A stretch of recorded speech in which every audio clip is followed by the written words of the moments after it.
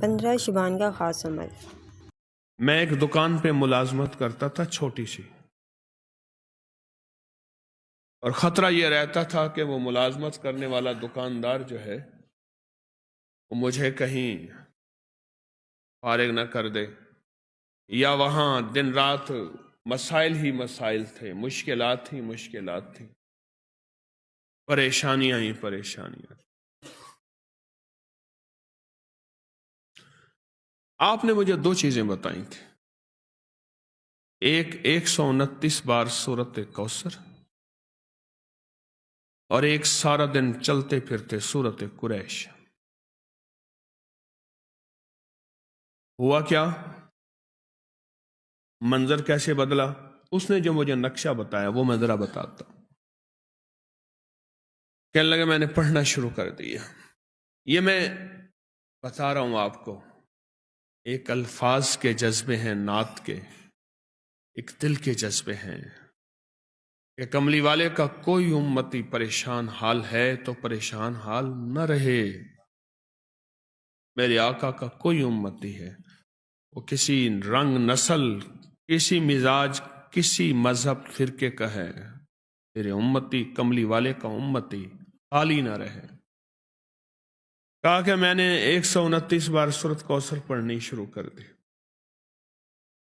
اور جذبے کے ساتھ سورت قریش پڑھنی شروع کر دی۔ یہ جو انہوں نے لفظ جذبہ کہا ہے نا، یہی جذبہ فیصلے کرواتا ہے۔ الفاظ سے زیادہ کیفیات فیصلے کرواتے ہیں۔ میری بات پہ غور کریں،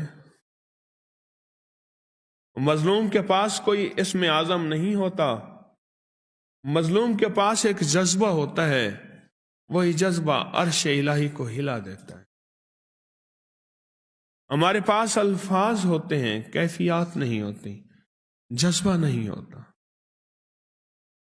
اور جذبے کی کمی کی وجہ سے ہم محروم رہ جاتے ہیں۔ پھر کہتے ہیں اتنا عرصہ آئے، اتنا عرصہ کیا، کیوں نہیں ملا؟ جذبہ جذبہ جذبہ۔ تو کہنے لگے میں نے جذبے سے پڑھا، جذبے سے پڑھا۔ میں کھجور کی دکان پہ کام کرتا تھا، چھوٹا سا ملازم تھا۔ ایک بڑا گاہک آیا کنٹینر کا، دوسرے ملک کھجور بھیجنی تھی، تو میرے مالک کے پاس آیا، اس نے کھجور کے جو ریٹ دیے وہ زیادہ تھے۔ انہوں نے کہا آپ زیادہ دے رہے ہیں، کچھ کم کر دیں۔ انہوں نے کہا یہی ہیں ہمارے ریٹ، اور وہ میرا مالک مدینہ کی منڈی کا بڑا سوداگر ہے، اور ایسا سوداگر ہے وہ جو ریٹ نکالتا ہے وہی چلتا ہے۔